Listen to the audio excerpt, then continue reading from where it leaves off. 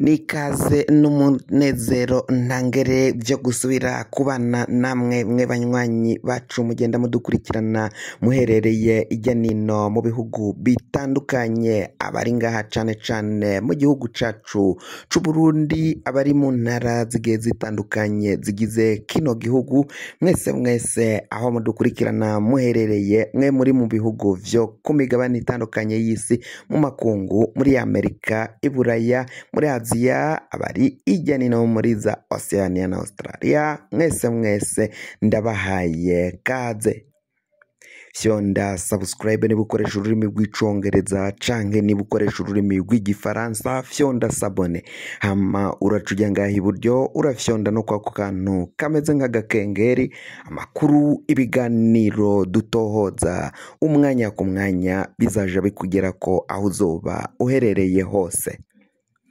Amakuru ariko aravugwa ngaha mu gihugu c'u Burundi n'u Rwanda, abanyagihugu b'u Rwanda bari ngaha mu gihugu c'u Burundi batanguye kugirirwa nabi n'ubutegetsi bwa Gitega, ubutegetsi bwa Bujumbura bwa mu Burundi ngaha bukaba bubandanya guhohotera abanyarwanda bari ngaha mu gihugu c'u Burundi kandi bahashitse mu buryo burekuriwe n'amategeko, mu nzira zemewe n'amategeko. Benshi bafashwe bahagaritswe n'igipolisi bajanwa gupfungwa, abana, abagore, abagabo, imisore, inkumi, bose bagiye bahagarikwa ijya nino, bamwe aho bari bagiye baherereye mu mafamiye, aho bari baraje kubaramutsa, aho bari baraje kandi mu birori mu bitandukanye ngaha mu gihugu. Abari baciye binjira rero benshi bakaba baciye bahagarikwa n'igipolisi, uruhigi rukomakomeye cane. Ejo ku munsi w'ejo rwiriwe ruriko ruragirwa, bariko barahiga ijya nino wiswe umunyarwanda wese yahageze muri ino minsi afise ingorane, kuko benshi bafunzwe, abandi batanguye kujanwa ngaho bashikirizwa igihugu cabo, abandi baciye inzira zapanya, twakita zapanya, mu nzira aho bagiye bacika baraba ko bova muri ico gihugu.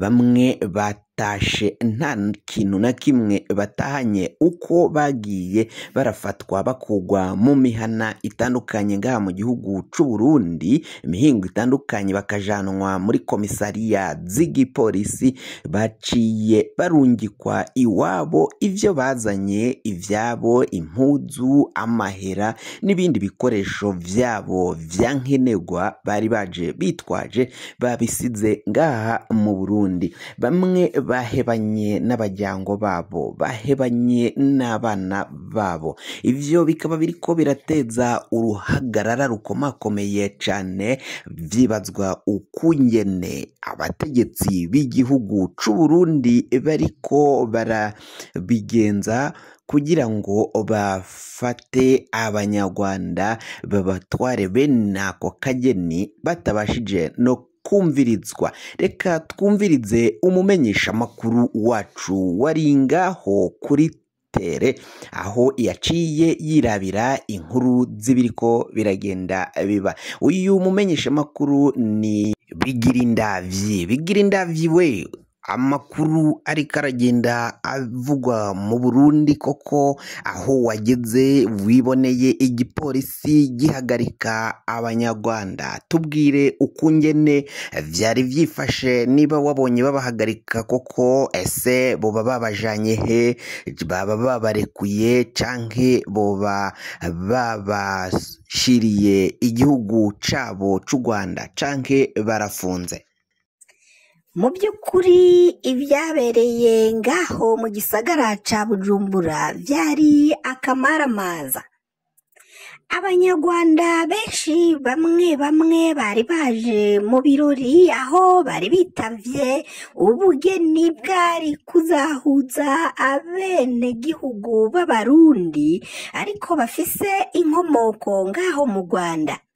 Abo twabashije kubona nabo igipolisi catwaye harimwo caje kitwaje imodokari yo mu bwoko bw'ikwasiteri baciye bashiramwo abanyarwanda bashika ku 8 bose barabatwara. Bivugwa ko ahandi igipolisi cari kigiye gutora abandi banyarwanda bashika kuri 6 nabo bari muri komine Gihanga, niho ivyo vyaciye bibera. Amakuru rero akaba avuga ko baciye bajana muri komisariya y'igipolisi ya komine Gihanga. Hari abandi bamama 3 bavuga ko bava i Kigali mu Rwanda, nabo baciye bahagarikwa. Amakuru yandi twasubiye kumenya nuko uwaduhaye amakuru yatubwiye ko baciye bajanwa ku mupaka mu Cibitoke muri komine Rugombo. Muri komine Rugombo niho baciye bajanwa ngo bakaba bahanahanwe, bahererekanwa n'igipolisi c'u Burundi kibashikiriza igipolisi co mu Rwanda, bajabuka ku mupaka wa Ruhwa ngaho mu Cibitoke muri komine Rugombo. Amakuru abandanya kuvuga ko abanyarwanda babandanya gukorerwa uruhigi ngaha mu gihugu cacu, cane cane irya nino mu ntara.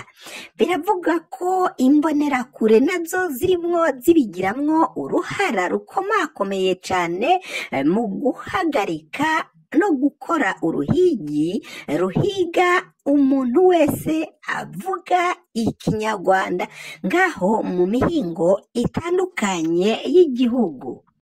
Urakoze cyane bigira indavyi we, urakoze kuri ayo makuru ariko aragenda avugwa ijya nino imihingo y'igihugu. Birumvikana ko rero abanyarwanda bariko barakorerwa uruhigi nk'uko umumenyesha makuru wacu abarizwa ngaha mu gihugu c'u Burundi bigira indavyi ahejeje kubitushikiriza.